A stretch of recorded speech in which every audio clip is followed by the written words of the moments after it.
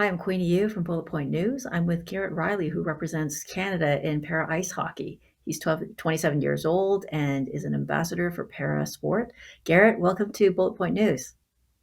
Thank you so much for having me. This is amazing. Thanks for joining us.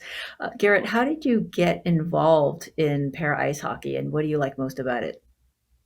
Yeah, so I grew up playing stand-up hockey until I was 15, and I was diagnosed with osteosarcoma, which is a type of cancer, type of bone cancer, and it was the same cancer that Terry Fox had. I went through a years of chemo, a bunch of surgeries, and they were able to save my leg at first, and then there was a lot of complications and things like that. And a couple years down the road, I ended up having to get it amputated. And the year before I got it amputated, I started playing sledge hockey. And as soon as I started playing, I just fell in love with it. And I mean, I never looked back and was able to uh, was able to make my Paralympic debut in Beijing these last games. So that was absolutely incredible to be able to represent Canada and my family for back home. It was incredible. Tell us about your experience in Beijing.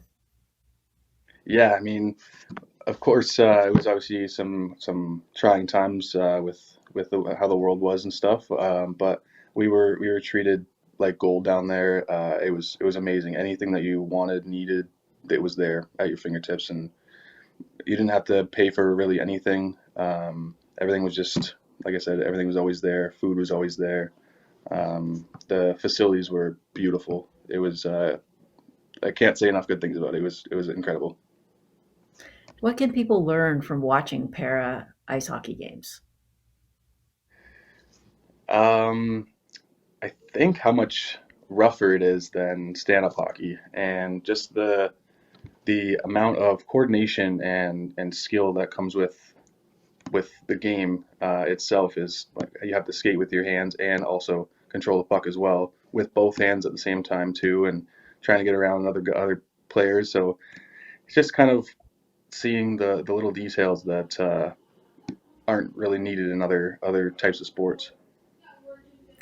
What advice would you give to young people who experience a setback in daily life? There is so many opportunities and programs and things that you can still get into and still thrive at, even though whatever unfortunate event happened or sickness or whatever it may be, there's always something out there for you to do. You have an incredible fighting spirit and positive attitude. How did you develop them? I honestly don't know. I think it's just in me to do it. Before the Paralympics, I actually broke my leg in the beginning of November, and ended up making the roster in early February. So it was a pretty big grind to get to the games, but I don't know. Just who I am, I guess. You're coming to Stouffville for a special event. Tell us what we could expect this Saturday, January 7th at the Leisure Center. Yeah, I mean, it's just gonna be a lot of fun, and it's gonna be cool to see new faces and meet new people and get them to try the sports out and to see what disabled people kind of go through and getting into sports and what they're able to do as well. So you're going to get Stouffville residents to try out para ice hockey? Absolutely, yeah. So it's kind of it's roller sledge, I guess. They're on wheels, so it's a little bit better for indoors. So it's gonna be a lot of fun. And then there's gonna be wheelchair basketball, wheelchair rugby, and sitting volleyball as well. Okay. How can they best prepare for Saturday?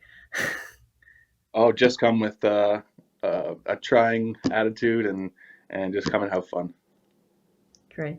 What message would you like to convey at the Have a Go Day on Saturday? I think just having an open mind and seeing everything that's out there and all the different types of people as well, and seeing that maybe your day to day isn't as bad as the next person, and maybe not to take everything for granted, and just like I said, have fun and when you're able to come out. Garrett, thanks so much for joining us at Bullet Point News. See you on Saturday, January 7th from 10 a.m. to 2 p.m. at the Leisure Center. Sounds good. Thank you so much for having me. I really appreciate it.